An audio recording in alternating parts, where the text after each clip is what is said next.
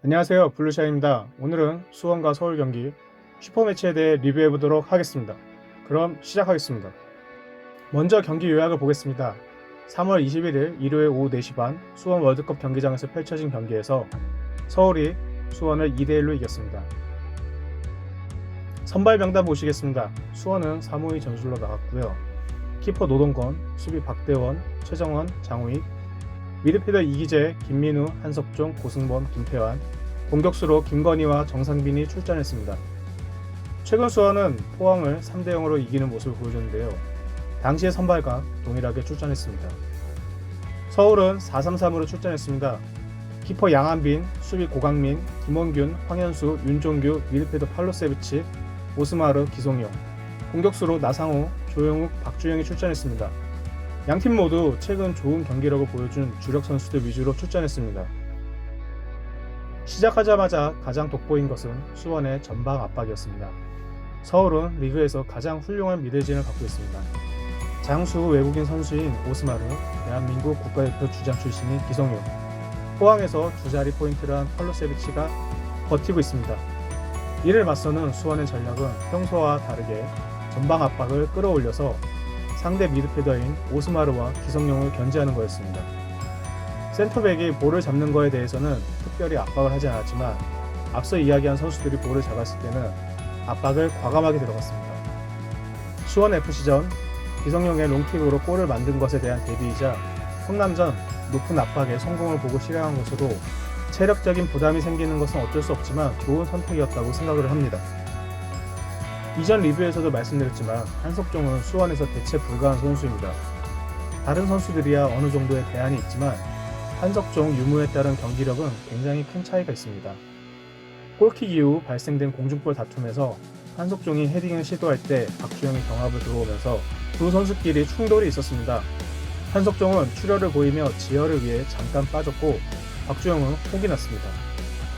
문제는 한석종이 보여주던 기존 경기력 대비 굉장히 소심한 운영을 하기 시작했다는 것입니다.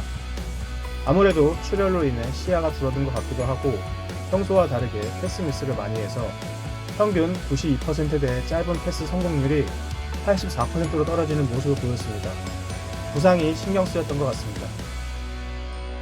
한석종이 부상으로 빠진 상황에서 수원은 아주 단순한 스타일로 골을 넣었습니다. 키퍼가 걷어낸 것을 김건희가 오스마르와 경쟁에서 이기고 정상빈은 이 볼을 받아서 김원균과의 경합에서 이기면서 볼을 골문 쪽으로 드리블을 하다가 슈팅을 날린 것이 골로 이어집니다. 골을 넣고 앞서 나가는 수원에게 바로 악재가 찾아옵니다. 정상빈은 김원균과의 경합에서 허벅지를 다치게 되었고 니콜라우가 급하게 39분에 투입이 됩니다. 불운과 오판이 함께했다고 봅니다. 일단 김원균의 파울은 경고를 1개 이상 받아도 할 말이 없었다고 보지만 주심은 김원균한테는 관대했습니다. 전반 40초쯤에 정상빈에게 가한 걷어차기나 40분 김건희의 진로방해, 46분 제리치를 미는 파울도 선언이 안 되었고 이후 김건희가 후반에 여러 번 파울을 했음에도 왜 경고를 안 주냐고 주심에게 항의할 만큼 유독 김원균한테는 관대했습니다. 그러한 영향으로 인해 불안한 느낌이 드는 수비력을 보여줬다고 생각을 합니다. 오판을 한 것은 니콜라우를 투입한 점입니다. 지난 경기 리뷰에서 니콜라우의 거치를 봐야 한다고 말씀드린 이유는 국내 선수와 비교했을 때 장점이 거의 없습니다. 앞서 말씀드렸듯이 수원의 압박 대상은 빌드업의 핵심인 오스마르와 기성용입니다. 황현수, 김원균한테는 굳이 압박을 할 필요가 없었습니다. 그런데 니콜라우는 쓸데없이 상대 센터백을 압박을 하면서 밑에 있는 3명의 미들에게 압박을 해야 되는 공간을 넓혀주는 불필요한 움직임을 보였습니다. 또한 기존의 정상빈처럼 2선에서 볼을 잡고 연결을 해주면서 상대 뒷공간을 노리는 위협적인 장면을 만드는 것이 아니라 2선에서 내려와 볼을 잡기는 하지만 이 볼을 잡는 경우가 별로 없고 볼을 잡아도 드리블 하다가 상대에게 피지컬로 밀려서 넘어지고 파울이 아니냐 하고 항의를 하는 모습만 보여줍니다. 이제 적응의 이야기를 하기보다 포지션에 대한 이해가 부족하다는 생각을 했습니다. 그렇다고 슛 기술이 좋아서 박스 근처에서 유효 슈팅을 날려줄 만한 자원도 아니라고 보고요. 그냥 기본기가 좋아서 볼 터치가 좋고 그것으로 방향 전환하고 상대방을 제치려는 도로고 같은 느낌이 듭니다. 서울의 반격을 볼 수가 있었습니다. 윤종규의 크로스를 최정원이 걷어냈지만 이 볼이 팔로세비치를 거쳐서 기성용한테 가서 중거리 슛으로 득점을 합니다. 기성용의 움직임을 봤을 때 굉장히 클래스가 있었고 슈팅도 아주 좋았습니다. 이렇게 전반 추가 시간에 득점을 하고 양팀은 동점으로 전반을 마칩니다. 수원은 전반 막판 투입한 니콜라우를 빼고 제리치를 넣었습니다. 이 점은 수원의 오판을 인정하는 코치진의 결단이었다고 생각을 합니다. 반대로 서울은 박정빈을 투입하며 측면을 보강했습니다. 그러나 들어온 선수들이 전체적인 영향을 주기에는 활약이 좀 아쉬웠다고 생각을 하고요. 큰 영향력을 준 선수는 59분에 들어온 홍준호였습니다. 수원의 센터백은 최정원을 제외하고 제공권이 약한 편이었는데 이러한 약점을 제대로 노리는 교체였습니다. 60분 이후 양팀은 본격적인 양팀의 타겟터를 이용한 롱패스 축구를 했는데요. 확실히 홍준호는 돋보였습니다. 62분 황현수의 얼리 크로스를 헤딩 슈팅한 것을 시작으로 여러 번의 롱패스 공격을 시도를 하는데 수원의 경우 최정원이 아니라면 도저히 막을 수가 없었습니다. 압도적인 제공권을 가진 팀의 장점을 잘 보여줬습니다. 수원도 염기훈을 투입하며 몇 번 아주 좋은 기회를 만들었지만 골을 넣지 못하고 오히려 서울의 추가골이 터집니다. 저는 이 장면을 보면서 팔로세비치가 굉장히 좋은 선수라고 다시 한번 느꼈는데요. 고승범이 넓은 공간을 커버를 하면서 수비를 하는 동안 고승범이 비워낸 빈 공간을 알아내서 먼저 좋은 공간을 선점을 합니다. 이때 동료보다 짧은 시간에 많은 거리를 단시간에 뛰어갑니다. 연계를 하면서 고승범의 압박을 뚫고 나상호한테 패스를 줬고 나상호의 돌아서는 장면도 굉장히 훌륭했지만 나상호가 크로스 올린 이후 이 볼을 박스 안에 침투를 해서 헤딩까지 할 수 있었습니다.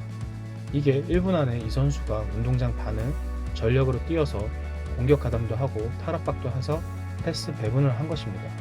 팔로세비치의 헤딩이 박정빈한테 이어지면서 골이 들어갑니다. 골을 넣은 서울에게도 재밌는 변화가 있었는데요. 바로 홍준호가 본래 포지션인 수비로 내려온 것입니다. 그렇다고 본래 수비수를 뺀 것은 아닙니다.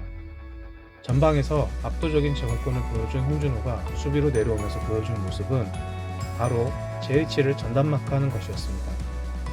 제리치로 파생되는 롱볼에 대한 세컨볼을 줄이기 위해서 시도했던 것으로 출전 시간도 올 시즌 들어 가장 길게 가져갔고 공중볼도 6개나 성공을 하면서 평소 0.8개 성공을 훨씬 웃도는 모습을 보여줬습니다. 풀타임을 뛴 황현수, 오스마르와 비슷한 수준이니 짧은 시간이지만 팀에 큰 기여를 해준 것이라고 보입니다. 이전 경기 대비해서 세부 데이터를 보고 특이한 점을 확인을 해봤습니다. 양팀 모두 공격에 대해서는 기존의 평균치에 근접하는 모습이 일반적이었으나 수원의 경우 수비에서 약한 모습이 드러났던 경기였습니다. 실점, 피유효 슈팅, 티패스 허용, 공격 진영의 패스 허용, 상대의 획득 허용이 평소 대비해서 늘어났으며 클리어링과 차단의 경우 평소보다 줄어들었습니다. 평소보다 수비적으로 어려움을 겪는 수원이라는 것을 확인할 수 있었습니다. 정리해보도록 하겠습니다. 수원은 정상빈의 활약을 다시 한번 확인할 수 있었지만 부상 이후 아쉬운 선택에 대한 보완이 필요할 것 같습니다. 니콜라우는 현재 포지션 자체를 이해 못하는 것으로 보여서 앞으로도 활약이 가능할지 의심이 생깁니다. 수비력에 대한 아쉬움이 있었습니다.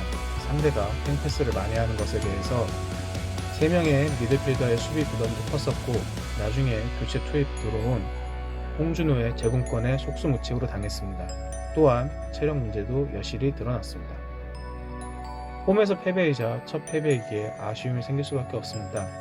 잘 추스려서 극복하는 모습 보여주길 기대하겠습니다. 서울의 경우 무엇보다도 기성용의 존재감을 온전히 보여줄 수 있는 경기였습니다. 경기 운영, 조율, 공격, 수비 무엇 하나 빠지지 않았던 훌륭한 경기력으로 팬들에게 자신의 존재감을 보여줬습니다. 슈퍼매치란 상징적인 승리를 가져간 서울으로서는 더더욱 자신감을 갖게 될 것이고 박진석 체제에도 힘을 넣어 치러줄 것으로 보입니다. 이번 경기의 경우 감독의 전력을 돋보일 수밖에 없었다고 생각을 합니다. 수원의 장점은 양 흑백의 발을 보는 방법입니다. 홈패스로